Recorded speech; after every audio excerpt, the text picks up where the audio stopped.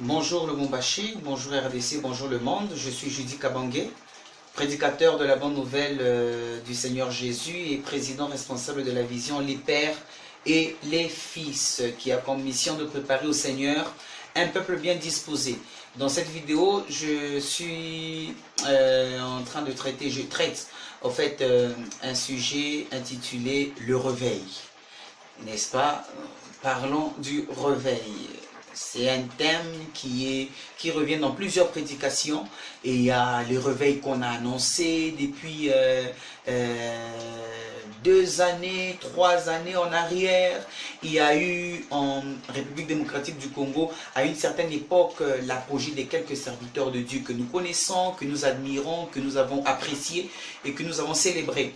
Et il y a eu beaucoup de déclarations lorsque nous lisons par exemple le livre d'Alain Moloto sur le plan de Dieu sur le Congo ou pour le Congo. Dans ces pages, nous rencontrons aussi une partie réservée au réveil qui est vraiment indiquée et adressée à la jeunesse congolaise, africaine en général. Et lorsque nous étudions les temps, nous sommes en train de constater que cette génération est celle dont toutes les prophéties sont adressées. C'est une génération stratégique. Alors pour ce faire, cette génération doit apprendre aussi à étudier les responsabilités qui leur incombent, parce que c'est une génération qui doit être préparée pour le réveil.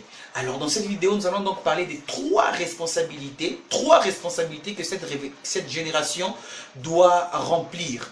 3 responsabilités que cette génération doit observer. Première responsabilité, c'est méditer la parole de Dieu.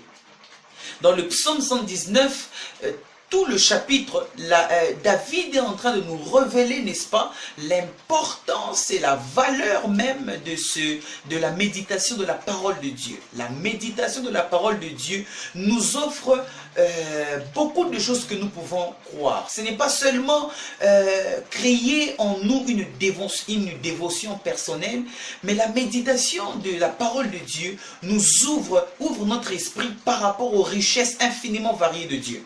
Donc il faut que cette génération apprenne d'abord à méditer la parole de Dieu en avant.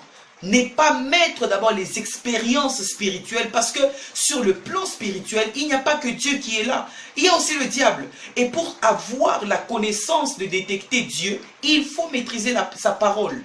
Dieu est derrière sa parole pour l'accomplir. Dieu n'est pas derrière les expériences spirituelles. C'est la parole de Dieu qui nous ouvre les portes sur les expériences spirituelles de Dieu et nous ferme sur les expériences spirituelles du diable. La deuxième expérience, plutôt la deuxième responsabilité, que dis-je, c'est la prière. Prier en fonction de la parole de Dieu. Jésus est en train de nous révéler dans Matthieu 6 qu'il y a 3 catégories de prieurs. Il y a les pharisiens, les hypocrites.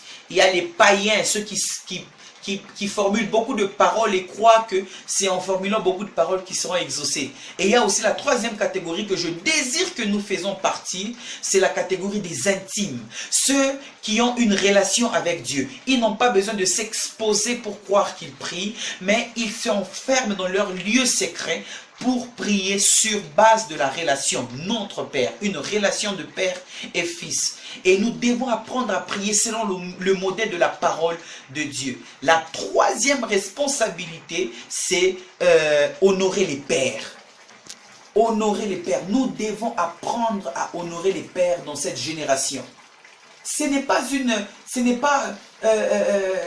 réveil ne vient pas lorsqu'on se croit indépendant. Jérémie chapitre 6 est en train de dire, placez-vous sur des anciennes voies.